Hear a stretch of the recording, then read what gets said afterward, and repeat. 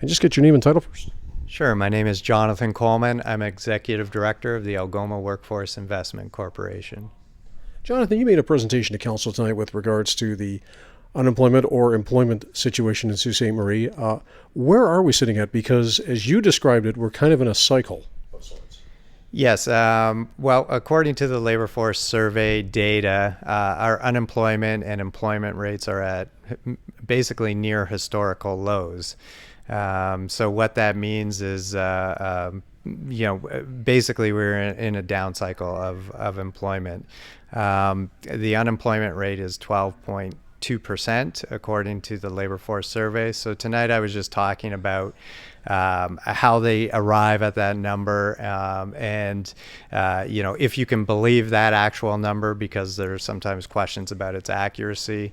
So I was just talking about how the Stats Can arrives at that number, and you have to look at trends basically for employment and unemployment to put it into context. So based on looking historically, year over year, we are definitely in a period of lower employment and higher unemployment.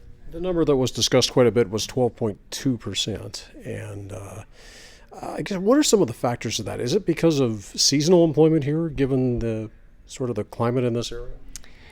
Part of the reason, or are there other factors? Yeah, I think what we're seeing is higher unemployment, just based on definitely economic factors. Obviously, there's downturns in some sectors. So take oil and gas sector nationally. Well, that has an impact in Sault Ste. Marie. With Tenaris tubes, and then you will have some seasonal factors. More people are looking for work, in the summer, or part-time work or part-time jobs, and they may have had trouble finding jobs this year, and people tend to be more out and about kind of thing, trying to find work in the summer, but they may then stop looking for work, later on in the year. What about some of that group being on some form of social assistance? Would that not be considered as well? No. Generally, if somebody's on social assistance, They could also be looking for employment as well. they could be, yes, but generally, you need to be actively looking for work to be considered unemployed. So if somebody was on social assistance and had a need, obviously, for that beyond employment insurance, then they may not be actively looking for. Define actively working. Do you have to be registered with like the unemployment or employment office, or how does that work? Yeah, actively looking for work would be, it would be someone actively, going into an Employment Ontario office, for example, and registering and looking for work. And then it would be people on employment insurance. So people that, may have been laid off and again, then are obviously on employment insurance. They're not working. They'd be considered unemployed. Another question that was asked was, is this more or less for the city of Sault Ste. Marie, or is this the Sioux region in general? That would be the Algoma district. Yeah, Is it more accurate of the district or the region, or is this? Well, these numbers are definitely for Sault Ste. Marie, so they're for the city of Sault Ste. Marie. But in terms of the region, we'd probably be seeing similar levels of unemployment. But unfortunately, we don't have data specifically for communities outside of Sault Ste. Marie. So we have to rely on very much then on sort of community consultations and things like that, and our employer survey to sort of get a better handle on smaller communities. What about students, the post-secondary, specifically college and university students? Are they considered as part of any final number? Well, definitely. Obviously, anybody who's in the workforce or actively looking for work, then they're part of this, part of those employment numbers. And typically, we'll see higher unemployment rates with the younger population. So, it can be harder for a younger person to obviously get a job. If there are high unemployment rates in general, typically new graduates and younger people have an even harder time getting a job. So they'd have a higher unemployment rate. So tell us about the survey briefly that your group is working on, Employer One. What does it do? What does it set to accomplish? And what would be the results of it?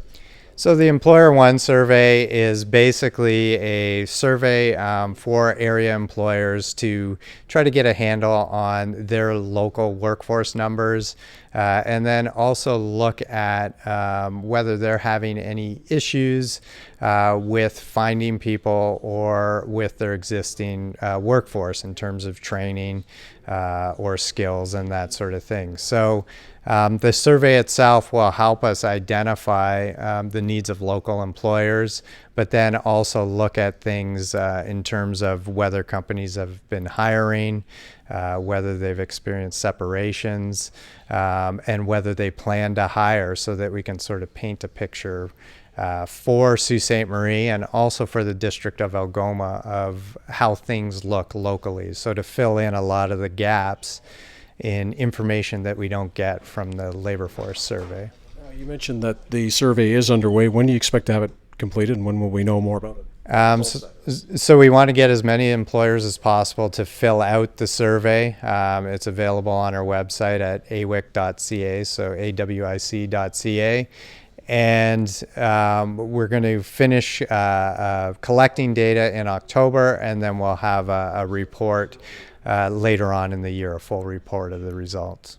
So, in conclusion, this isn't really a doomsday scenario. You say that we could expect a rebound in the fall as far as the numbers improving, but 2012, I noticed, had a similar pattern. Do you see a similar pattern here, or will that depend on? It's hard to see trends. I mean, obviously, we want to see going into the fall, we want to see September and October numbers pick up.